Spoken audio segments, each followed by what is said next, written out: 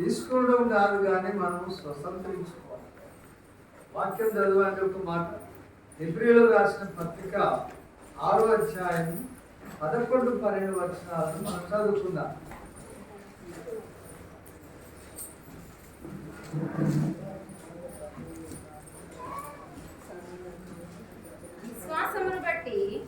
విశ్వాసమును బట్టి శారాయి వాగ్దానము చేసిన వాడు నమ్మదగిన వాడని ఎంచుకొనెను గనుక తాను వయస్సు గతించినదైనను గర్భము ధరించుటకు శక్తి పొందెను.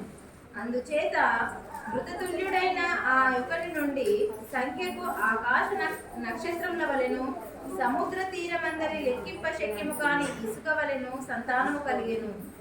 11-12 వచనాలు 6వ అధ్యాయం 6-11-12 వచనాలు కూడా చదవము. మీరు మందులు కాక విశ్వాసము చేతను ఓర్పు చేతను వాగ్దానములను స్వతంత్రించుకొని వారిని పోలి నడుచుకున్నట్లుగా మీలో ప్రతి వాడును మీ నిరీక్షణ పరిపూర్ణమగు నిమిత్తము మీరిది వరకు కనపరిచిన ఆసక్తిని తుదమట్టుకు కనపరచవలనని అపేక్షించుచున్నాము. హల్లెలూయా.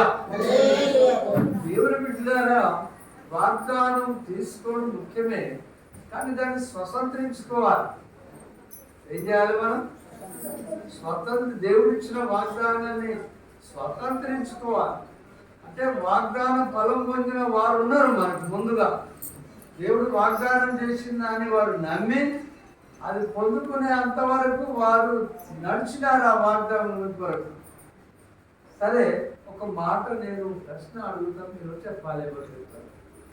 ఈ వాగ్దానము స్వతంత్రించుకోవాలంటే మనకు ఏం కావాలి? ఓర్పు కావాలి, నిరీక్షణ కావాలి. ఎవరు చెప్తారు? ఏం కావాలి? ఓర్పు కావాలా? ఇంకేం కావాలి? Very good. హల్లెలూయా. ఈ 3 అవసరం. ఏమేం కావాలి? విశ్వాసము, ఓర్పు, నిరీక్షణ. ఈ 3 ఉండాలి. లేకపోతే మనం స్వతంత్రించుకోలేదు వాగ్దానం స్వతంత్రించుకుని వారిని గురించి మనం చూసినట్లయితే అబ్రహాంకు వాగ్దానం చేసింది ఆ దేవుడు. చేసిన దాన్ని వాళ్ళు 25 సంవత్సరాలు ఆగిందండి. ఎన్ని సంవత్సరాలు? పొందుకున్నారా లేదా? వాళ్ళు దాన్ని ఏం కనబడ్డది? ఇప్పుడు చెప్పిన 3 చెప్పండి. విశ్వాసము, ఓర్పు, 25 సంవత్సరాలు నిరీక్షణ కలిగి ఉన్నారు కదా దేవుని బిడ్డలారా. మనం కూడా ఈ 3 ఉండాలి. మనం విశ్వాస వీరుల జాబితాను చూస్తాం. మనం ఈ 11వ అధ్యాయం అంతా విశ్వాస వీరులు. దేవుడు వాగ్దానం చేసినాడు అంటే దాన్ని పొందుకొనుటకు వాళ్ళు మొదట ఏం చేసినారు? విశ్వాసం ఉంచినారు. అబ్రహాము విశ్వాసం ఉంచి బలం పొందినాడు. మృతతుల్యమైనా కూడా ఆయన శరీరం ఎట్లా ఉన్నది? చాలా మృతతుల్యం, అంటే చాలా పెద్ద మనుషులు. కానీ దేవుడు వాగ్దానం చేసింది ఇచ్చుటకు నమ్మదగిన వాడు, సమర్థుడు. కాబట్టి విశ్వాసంతో వాళ్ళు ఉన్నారు. హల్లెలూయా. ఒకవేళ ఒక వచనం చదవండి. ఒక వచనం చదివితే 11వ అధ్యాయం 6వ వచనం. ఈ విశ్వాసం ఎందుకు అవసరం? చదవండి బిడ్డ. హెబ్రీయులకు రాసిన పత్రిక 11వ అధ్యాయం 6వ వచనం. విశ్వాసం లేకుండా, చాలా జాగ్రత్తగా విన్నామా, విశ్వాసం లేకుండా దేవునికి ఇష్టడై ఉండుట దేవుని బిడ్డలారా, విశ్వాసం లేకపోతే దేవునికి ఇష్టడై ఉండుట సాధ్యం. దేవుని యొద్దకు వచ్చేవాడు ఆయన ఉన్నాడని తన్ను వెతుకు వారికి ఫలము దయచేయవాడని నమ్మవలెను. నమ్మాలి. ఇప్పుడు మనం అంతా నమ్మకమా కాదమ్మా? నమ్మేచ్చినాం కదా. చూడండి, అది దేవుడు చూసేది ఏంటంటే నమ్మితే ఆయన మహిమను చూస్తాం. దేవుడు చెప్పాడు, నమ్మని చోట అద్భుత కార్యాలు చేయలేదు. ఆయన విశ్వాసము నాకు కర్త యేసయ్య. దేవుని బిడ్డలారా, విశ్వాసం లేకుండా దేవునికి ఇష్టడై ఉంటే అసాధ్యం. ఒక ఆమె 12 సంవత్సరాలు రక్తం పోతున్నారు. ఎట్లుంటుంది అనుకుంటాం? 12 సంవత్సరాలు రక్తం పోతే ఎట్లుంటుంది? బలం ఉంటుందా? కొంచెం బలంగా ఉంటుందా? కుటుంబంలో సంతోషం ఉంటుందా? 12 సంవత్సరాలు రక్తం పోతే ఎట్లా పోతుంది అని ఆమె ఎవరి దగ్గరికి వచ్చింది? వచ్చి యేసయ్య వస్త్రములు ముట్టుకుంటే అనుకుంది కదా. దీంట్లో ఏం కనవచ్చింది ఆమె? విశ్వాసం కదా. విశ్వాసం లేకపోతే యేసయ్య దగ్గరికి వచ్చినా? విశ్వాసం కావాలి దేవుని మీద. విశ్వాసం లేని చోట కార్యాలు జరగవు, చేయడు యేసయ్య. విశ్వాసంతో వస్త్రం ముట్టుకునేది బాగుపడింది కదా. ఒక ఆయన అయితే గొప్ప విశ్వాసం అది అన్నాడు. శతాధిపతి అంటే ఒక 100 మంది సైనికులు పెద్ద ఆయన యేసయ్య గురించి ఏమని తెలుసా? ప్రభువా, నేను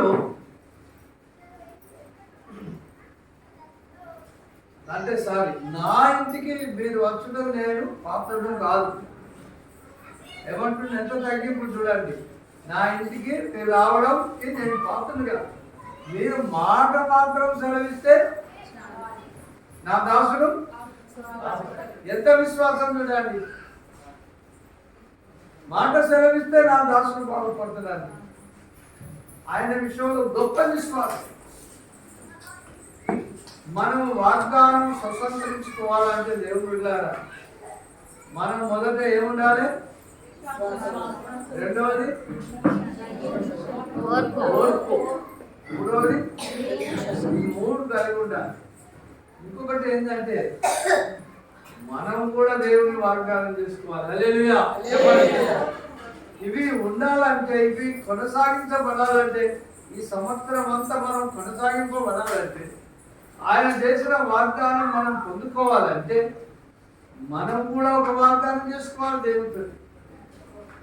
దావీదు వాగ్దానం చేసుకున్నాడు. చూడండి ఒక మాట, కీర్తనల గ్రంథాన్ని వెళ్దాం.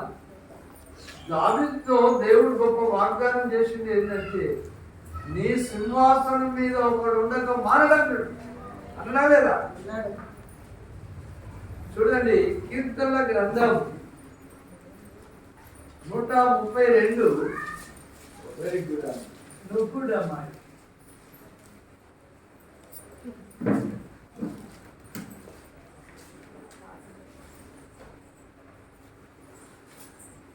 ఒకవేళ 1 నుంచి చదవండి ఏమో.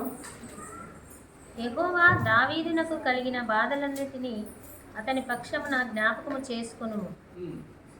అతడు యెహోవాతో ప్రమాణపూర్వకముగా, అతడు అంటే దావీదు యెహోవాతో ప్రమాణపూర్వకంగా మాట్లాడి యాకోబు యొక్క బలిష్ఠునికి మొక్కుబడి చేశాడు. ఎట్లనగా, యెహోవాకు నేనొక స్థలము చూచు వరకు యాకోబు యొక్క బలిష్ఠునికి ఒక నివాస స్థలం నేను చూచు వరకు నా వాసస్థానమైన గుడారంలో నేను ప్రవేశించను. నేను పరుండు మంచం మీద ఎక్కను. నా కన్నులకు నిద్ర రానియను. నా కనురెప్పలకు కొనికిపాటు రానియనను. హల్లెలూయా. దేవుని బిడ్డలారా, దావీదు ఆయన ఇష్టానుసారమైన మనుషుడు. దావీదు దేవుడికి ఒక మొక్కుబడి చేసుకున్నాడు, వాగ్దానం చేసుకున్నాడు. దేవుడేమన్నాడు వాగ్దానం దావీదుతో? నీ సింహాసనం మీద ఈ భూమి నిలుచున్నంత వరకు ఒకడు ఉండక మానడు అన్నాడు. అది నమ్మినాడు. హల్లెలూయా. మనం కూడా దేవుడు ఏ వాగ్దానం ఇచ్చినాడు మనం గుడ్డిగా నమ్మాలి.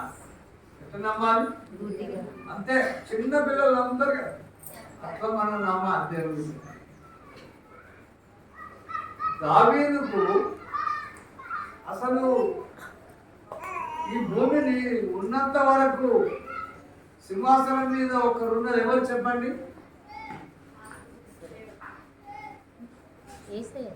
Very good. హల్లెలూయా. ఎవరు చెప్పండి?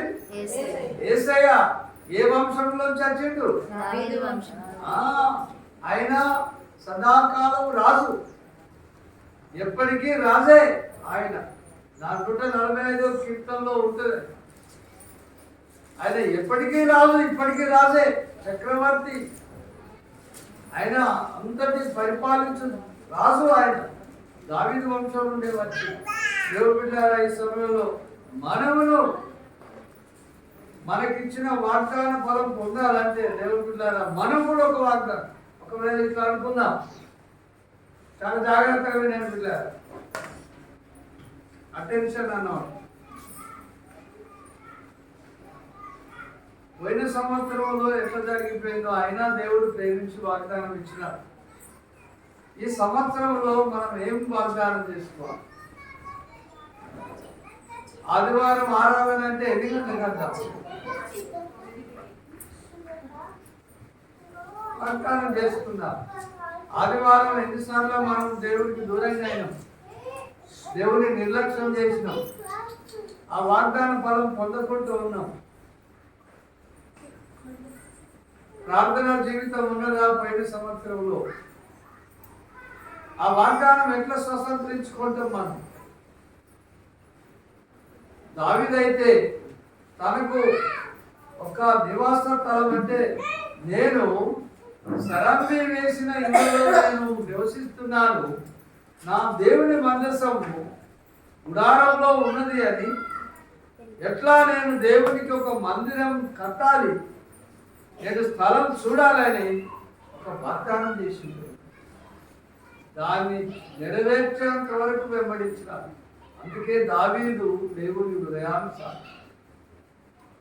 మనమును దేవునికి ఒక వాగ్దానం గత సంవత్సరంలో ఒకవేళ దేవునికి దుఃఖకరంగా ఉండి దేవుని వాగ్దానం పొందుకొని కూడా మనం దేవునికి ఆశకరంగా ఉన్నామేమో.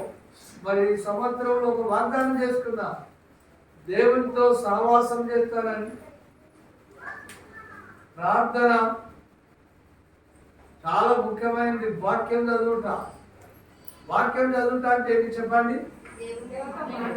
Very good. ప్రార్థన చేయుట, వాక్యం చదువుతా, దేవుడు మనతో మాట్లాడుట, ప్రార్థన చేయుట, రెండు జరగాలి. మనం నువ్వు ఎప్పుడైతే రోజు ఉదయం లేచి ఆయన సన్నిధిలో ఉంటావో, వాక్యం చదువుతావో, నీతో మాట్లాడుతుంటాడు. ఒక తీర్మానం చేసుకుందాం, మనకిచ్చిన వాగ్దాన ఫలం తప్పనిసరిగా నెరవేర్తాడు దేవుడు.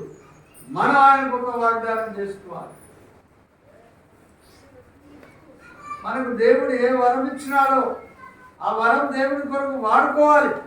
ఆయన రాజు చేసిండు, గొర్రెలు కాసుకునే ఆయనను ఏం చేసిండు? దేవుడు గొప్ప రాజుగా చేసిండు. 7 మార్లు స్తుతించేదాట రోజు. దినానికి ఎన్నిసార్లు? 7 మార్లు.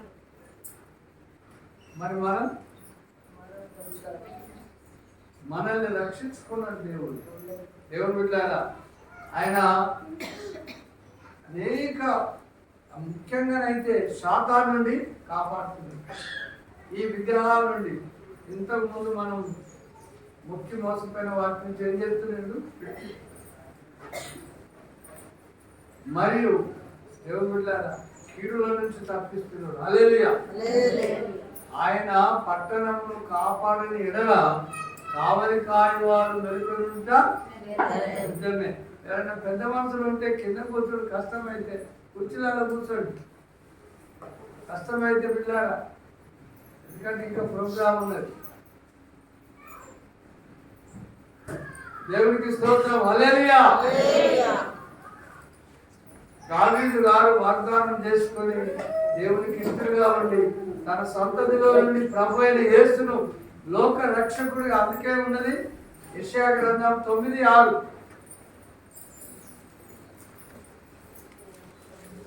ఆయన రాజు మనకు మనకు వాగ్దానంగా ఆయన అనుగ్రహించబడ్డాడు.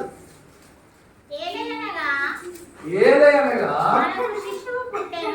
మనకు శిశువు పుట్టెను, మనకు కుమారుడు అనుగ్రహించబడెను. ఆయన భుజము మీద రాజ్యభారం ఉండును. ఆశ్చర్యకరుడు, ఆలోచనకర్త, బలవంతుడైన దేవుడు, నిత్యుడగు తండ్రి, సమాధానకర్తయగు అధిపతి అని అతనికి పేరు పెట్టబడును. ఆయన మనకు అనుగ్రహించిన దేవుడు. హల్లెలూయా. ఇంకొకటి మనకు చివరిసారి వాగ్దానం ఏమున్నదంటే, ఈ వాగ్దానాలన్నీ ఈ లోకంలో ఇస్తూ ఎందుకు ఇస్తున్నాడంటే పరలోకాన్ని సిద్ధం చేయడానికి. ఒక నిత్య జీవం అనేది ఒకటి వాగ్దానం ఉన్నది. దాని కొరకు భక్తులు విశ్వాసంతో ఉన్నారు. ఒకటి నేను చెప్పనియండి, దేవుడు బిడ్డలారా, మోషే ఏలియా ఎన్నో సంవత్సరాల క్రితం వాళ్ళు చనిపోయిన వారు, వాళ్ళు సజీవులుగా ఉన్నారు. ఎక్కడ చూడగలం? యేసుక్రీస్తు ప్రభుల వారు కొండ మీద రూపాంతరం పొందినప్పుడు అక్కడికి ఎవరు వచ్చినారు? ఏలియా, మోషే అక్కడికి వచ్చినారు. అంటే వాళ్ళు బ్రతికే ఉన్నారా? మనం కూడా బ్రతికే ఉంటాం. హల్లెలూయా. పునరుద్ధానమందు అనేకులు స్త్రీలు తన పురుషులను పొందుకున్నారని ఉన్నది.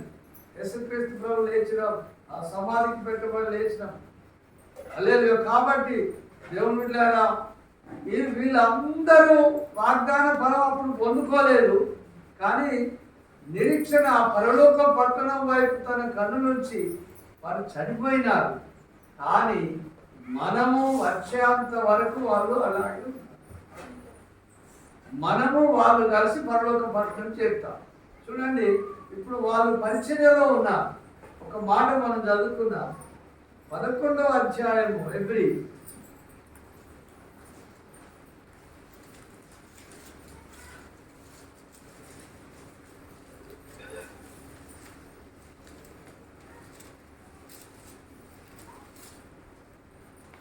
39-40 వచనాలను మనం చదువుకుందాం. వీరందరూ తమ విశ్వాసం ద్వారా సాక్ష్యము పొందిన వారైనను మనము లేకుండా, ఇక్కడ చూడండి, ఎవరు లేకుండా? నీవు నేను లేకుండా సంపూర్ణులు కాకుండా నిమిత్తం దేవుడు మన కొరకు మరి శ్రేష్టమైన దానిని ముందుగా సిద్ధపరచెను గనుక వీరు వాగ్దాన ఫలము అనుభవించలేదు. అంటే ఇంకా పరలోకములు చేయలేదు. సంపూర్ణ మనం వెళ్ళాలి. మనం వెళ్ళిన తర్వాత అందరం వెళ్తాం. దేవుని బిడ్డలు ఇక్కడ ఉన్నది వీరందరూ విశ్వాసం వచ్చిండు. ఒక నోవా గురించి చూద్దాం. దేవుడు ఏమన్నాడంటే, దేవుడు ఒక వాగ్దానం చేసినాడు. నేను ఒక ఓడను చేసుకో, వీళ్ళందరి మీదకి 40 దినాలు వర్షం కురిపించబోతున్నాను, అందరు నశింపజేస్తారు, నీవు నీ కుటుంబం అందరికి పోమని చెప్పినాడు వాగ్దానం. విశ్వాసం ద్వారా ఏం చేసినాడు? నోవా ఓడను కట్టుకున్నాడు, సిద్ధం చేసుకున్నాడు.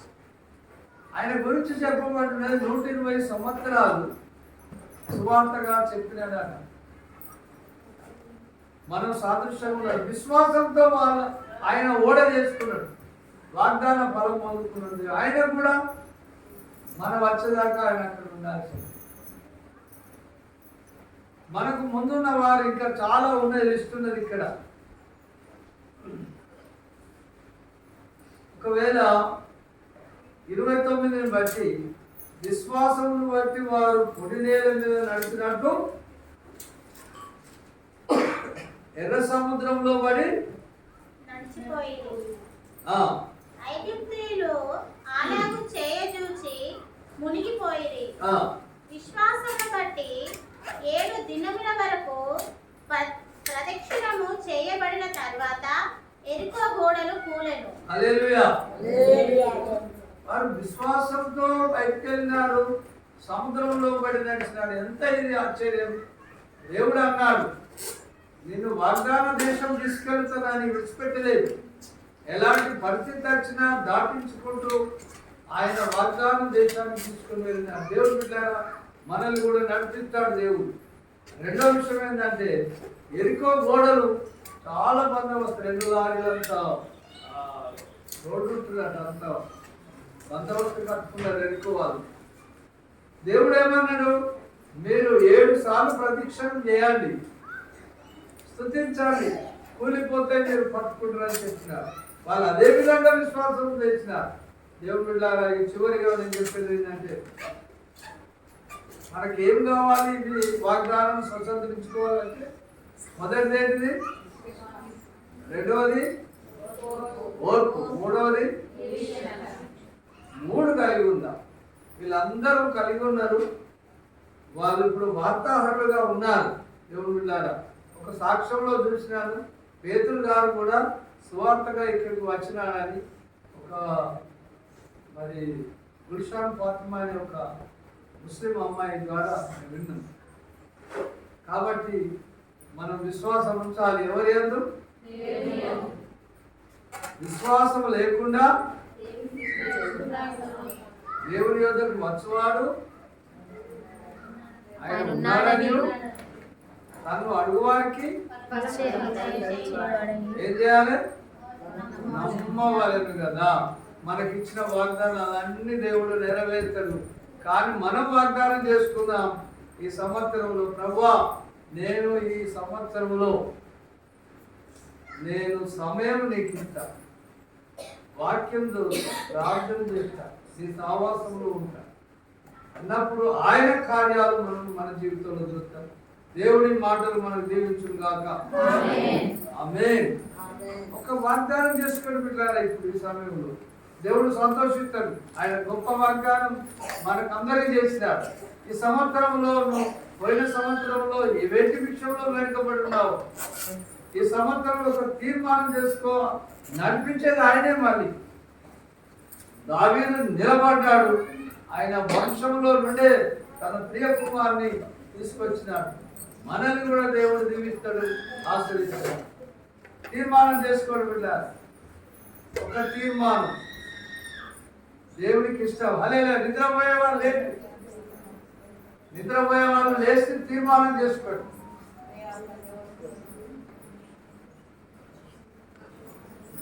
ఆయనకి ఇష్టం. పోయిన సంవత్సరంలో పరిశుద్ధాత్మ దేవుడికి ఏ విషయంలో దొరికిపెట్టాము, ఈ సంవత్సరంలో ఒక తీర్మానం చేసుకుంటే దేవుని కార్యాలు మన జీవితంలో చూస్తాం.